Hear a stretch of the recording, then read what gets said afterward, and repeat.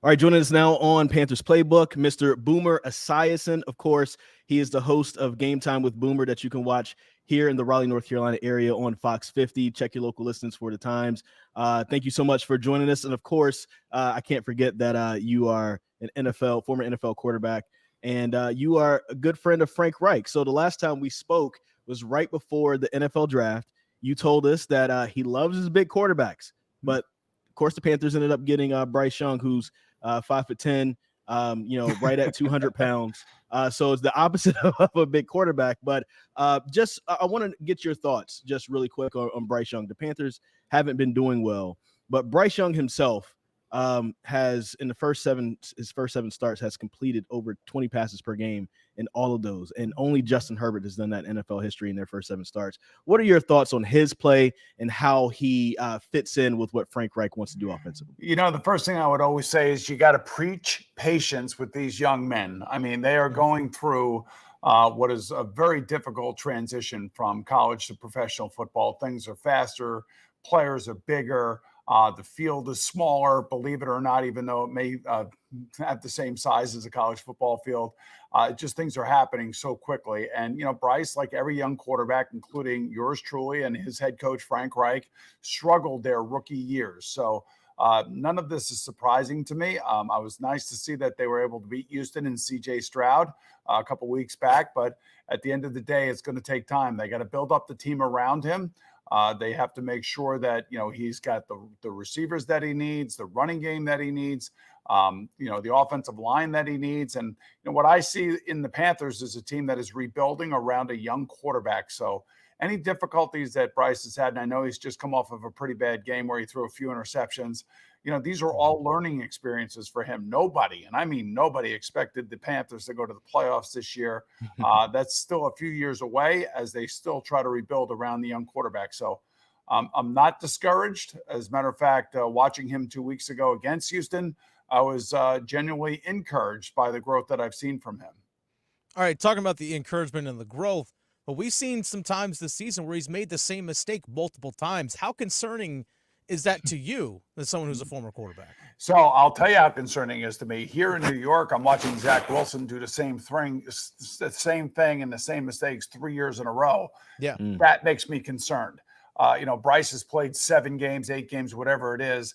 And I mean, we're just touching the surface, scratching the surface. He will be a completely different player next year. That I can guarantee you. When he walks into that building next year, he'll know that he's the unquestioned leader. He'll know the offense. He'll know how to talk to his offensive and defensive players on the practice field. He'll want more from his wide receivers, his offensive line during the game. He'll be able to get in their faces a little bit. You guys don't realize how hard it is to really gain the respect of your teammates, understand everything that the coaches want from you. And believe you me, he knows from, being at Alabama and being successful, what it takes to be a success. And I will tell you personally that Frank Reich has told me he's been nothing but impressed with the mental acuity that Bryce has, and how when they do tell him something, he definitely digests it. He understands it. And sometimes when these young kids make mistakes in games like he did, especially this past weekend, it's frustrating because you tell them not to throw the ball where they can't see. And I think a couple times this weekend, that's exactly what Bryce did. He got lost in the sauce, lost where he was, and then made 2 critical errors that ended up at 14 points, and then the game gets away from you. So, I mean, Frank, you guys, former roommates, of course, still good friends. And how do you go from liking the bigger quarterback, 6'3", 6'4", to the 5'10" guy? Like, what was it about Bryce from your conversations with Frank and then what you've seen on tape that, you can get comfortable with making that decision, even though you've never worked with a quarterback like that before? His head and his heart. Those are the 2 most important things for every quarterback. And Frank said that, listen, when they were doing their pre-scouting and pre-draft scouting and interviewing, his head and his heart was what really stood out, that he was bright. He cares. He is not afraid when he's on the football field, although at times it may look like he's a little anxious right now because things are happening pretty fast around him. And the other thing too, when we last talked, and I told you what Frank told me about, like what he likes to see in a quarterback, that 95% of us who have played the game fit that kind of physical mold where we're 6'2", to 6'6", somewhere between 210 and 230 pounds. Maybe a couple of us were a few pounds heavier than that, but that's like the general mold that you would like your quarterback to be, because you want to make sure that they have a really strong, powerful base to be able to move around and take hits below the waist when they're standing in the pocket. And these are all things that, you'd love to have in everybody, but the thing that you most want is to be able to have that brain and that heart. And I'm telling you, Bryce says he has the heart of a champion from everything that I have heard. And, he's going through growing pains like we all did, like I said. And I know patience wears thin in these types of situations, but I'm not worried. If we see this kind of stuff next year when he comes back, then I would be worried. But right now, it's just a natural growing pains going on. And hopefully he'll get through it sooner than later. What's his biggest weakness right now? Well, for me, it's obviously when I watch him struggle in games, it's that he's not reading his defenses correctly, and he's late with the ball. And when you're late, especially this past week, those late passes out to the flat or those indiscriminate passes over the middle are going to get picked off in this league. I did a game a few years ago when Tony Romo, I think it was during the COVID season, Tony Romo was out, so I sat in with Jim Nance, and it was a game between the Cardinals and the Rams, and both quarterbacks for that game were backup quarterbacks. One was a kid by the name of Chris Streveler, who actually had some success in the Canadian Football League. And as I'm doing the game, Chris Streveler decides to throw one right down the middle of the field, and it was late. And I could see that it was going to get picked off as soon as he let it go. And I said, this is not the Canadian Football League, meaning that it isn't a wider field and slower players. These are fast, dynamic defensive players. So that's something that Bryce, I think, has got to get used to, and he's got to be careful not being late when delivering the ball. He has to anticipate a little bit quicker. Also, if you just kind of look at the folks that he has to play with, right? Like the receivers aren't really separating as much. Offensive line is one of the worst units in the NFL. So he doesn't get a lot of time. I mean, he has, I think it was 2.83 seconds, Dennis, before contact or something like that. And that's I think fourth worst in the league. We saw what happened. I think the Giants are like one of the worst or the worst. We saw what happened with Daniel Jones recently in that situation. I mean, he ended up just getting hurt. It was all non-contact, but maybe just the buildup of some of the hits that he had been taking. How do you see his game, Bryce Young's game, getting to the next level once the Panthers are able to, one, protect him from the line, but also get receivers that can separate? See, so my general theory is that I don't ever want to put a kid out on the field that can't protect himself. And Andy Dalton is there, and Andy Dalton did play against Seattle, and Andy Dalton actually played really well. And Andy Dalton, I think, is a great person in Bryce Young's development right now. I think he's really, really important. People don't understand this. But here's the thing. I would have loved to have seen, and I don't make these decisions, and I know Frank is a part of a group there that makes decisions collaboratively. I would have loved to have seen them start Andy Dalton maybe for the first 6 weeks, settle everything down, let Bryce sit and watch, kind of like Patrick Mahomes did with Alex Smith, and then put him out there when you're ready to go and you know that he's sure of everything that's happening around him. Now, one of the things that happens with rookie quarterbacks is that everybody that he's on the field with, the other 10 players, are all affected.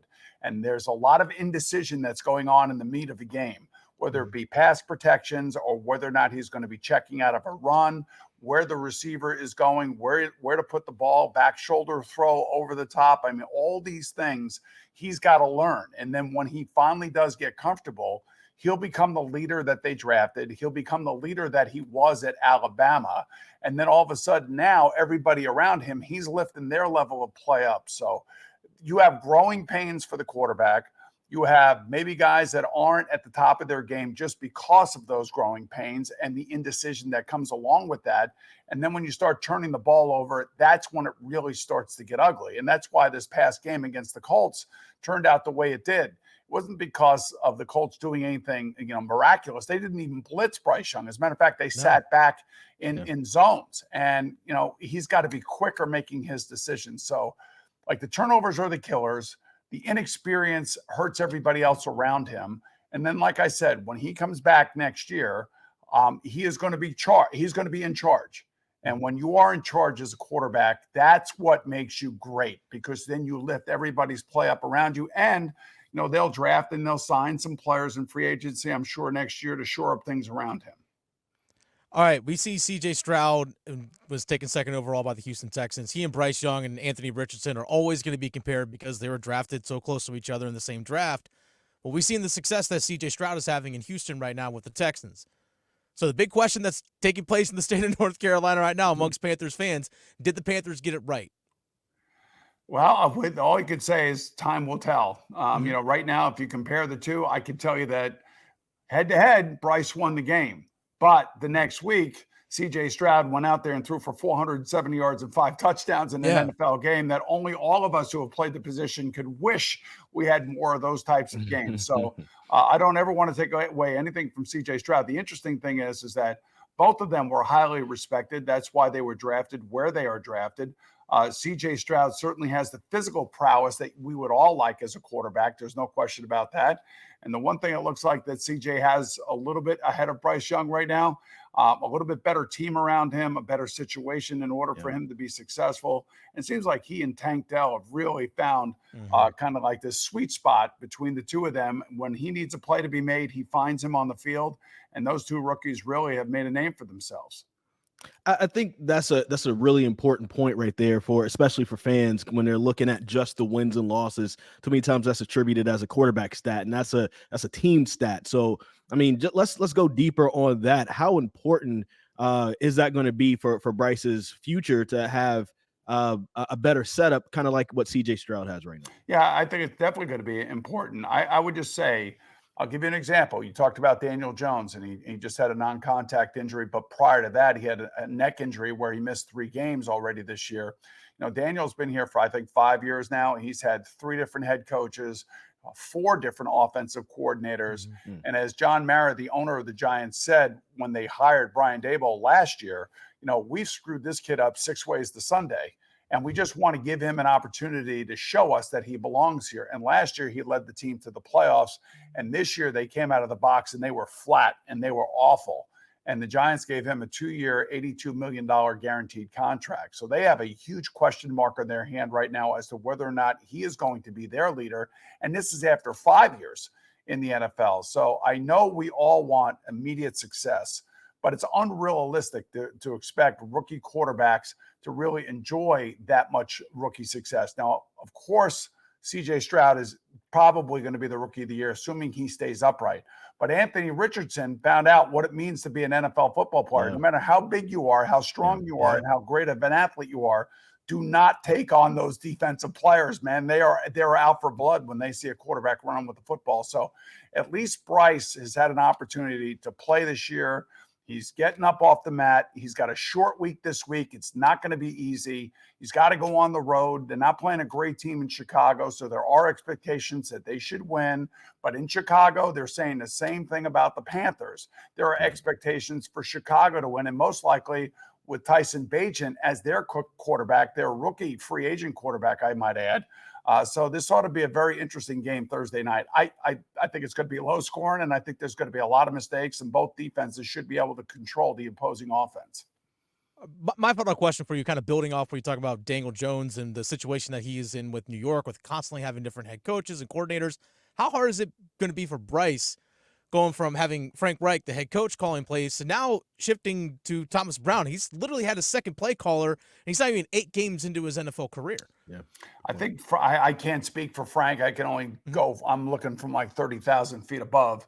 Yeah, but how hard is that got to be for Bryce? Yeah. Well, it's going to be tough for Bryce, but I think really why Frank would do something like that, or why any head coach would do something like that, is because they want to make sure that they have their pulse on every player on the team. And it's not just an offensive head coach that he's got to be the head coach to everybody. So, for Bryce, maybe it might work out better for Bryce. It's hard to say after this last performance, but hopefully Thursday night, he'll go out there and he'll play well. He'll play smart. He'll play clean. And the one thing that I would try to always impress upon any quarterback that was playing for me, I would say, look, guys, we got to limit the turnovers. I don't want you to lose your aggressiveness, but I don't want you to be careless. So it's a balance of being careless and reckless, or being like right there at the end and being aggressive. So again, it's a learning curve for everybody involved. Everybody's like wants immediate success. And I would just say we got to give it at least a year. And then when he comes back next year, you got to see whether or not you have significant growth. And I would think that we'll see that with Bryce because he's that type of kid. All right. The last time we spoke, you gave me a great quote from Bill Parcells. Do you remember what that was? Oh, geez, there's so many great quotes that Bill Parcells has said. That was pretty vague. So I apologize about that. But if you're getting a quarterback that's under 6 feet tall, he better be Jesus Christ. Yes, that stuck with me, and so I know that's tongue in cheek, and that's not meant literally. But from your evaluation of Bryce Young so far, not asking if he's Jesus Christ, but with more experience, a better line, and better receivers, what could Bryce Young be in the NFL based off of what you're seeing right now? Well, what you want to hope for is for him to become Drew Brees. That's the guy that you want him to become. And if you remember, Drew Brees was with the San Diego Chargers, and in his last game, he blew out his shoulder, and the Chargers didn't want him anymore. They moved on from him, and they went and got Phillip Rivers. And then there was an opportunity for the Dolphins or the Saints to sign Drew as a free agent. And the Saints took him because the Dolphins failed a medical on his shoulder. And all he did with Sean Payton was turn into a Hall of Fame quarterback down in New Orleans. And that's when he had all those great players around him, a great defense, and he had a great offensive head coach. I think that's the case for Carolina. Everybody's just got to relax and realize, what you're dealing with here and how hard it is to play this position. And I'm just telling you, my rookie year, I played 4 games. I had no idea what I was doing. But I do remember my head coach telling me this.